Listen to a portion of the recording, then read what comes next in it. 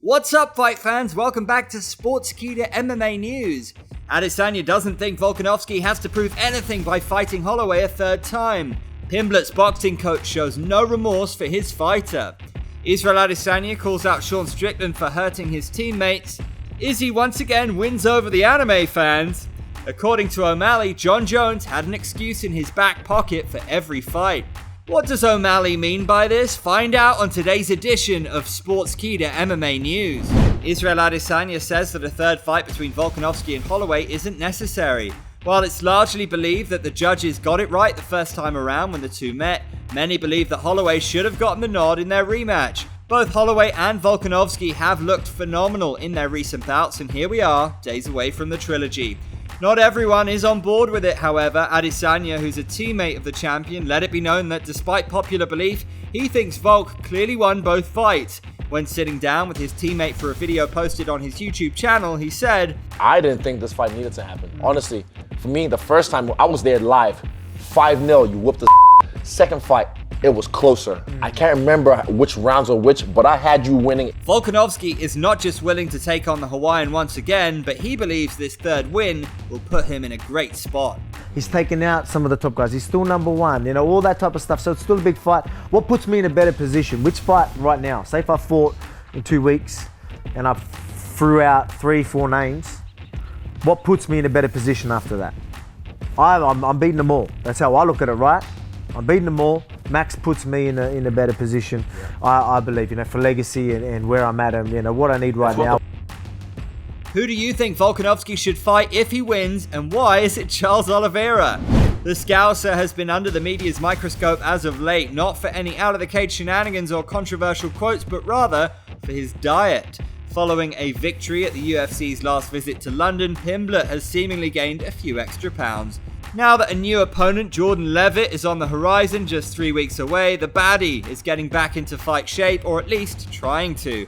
He laced up the gloves and was told that he'd be doing 12 rounds of training. Let's check in with him after the first round. How are you feeling, Paddy? His coaches don't pity him. Why not? His coach, who might have noticed that Pimblett let himself go a bit, said this. Made this bad, you can lie in it. Paddy is undefeated so far in his UFC career thanks to 2 first-round finishes. However, he has a tall task ahead of him in the form of grappling standout Jordan Levitt. Do you think that Paddy can secure another hometown victory? Share your thoughts in the comments.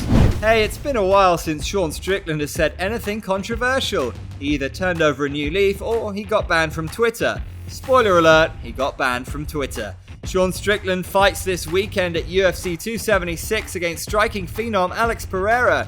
Should he win, it'll be hard not to give him a title shot. What does the current champion think of his potential foe? Well, Strickland is not just known for being ferocious in the octagon, but also in the gym. Sean spars hard and seems to make every session a war, which can and will result in injuries. Adesanya said, Sean Strickland, he's a bad like literally, bad, rotten apple. But I like the guy, he's funny, and he likes to talk as well. His stand-up, I've seen him do more damage on YouTube in sparring than in his fights, put it that way. I've seen his sparring footages, and I would never spar with an idiot like that. I've hurt people in sparring before, and I'm just like, oh, my bad, or I'll pull back, like with a body shot or whatever. But I've seen what he does. Strickland has criticized Adesanya in the past, primarily for watching anime porn. Adesanya also cleared the air in regards to this claim, to which he said, It's called hentai, you uncultured swine. Rumor has it that subscribing to our channel will make Sean Strickland take it easier in sparring sessions. While you're at it, check out our other social media pages too.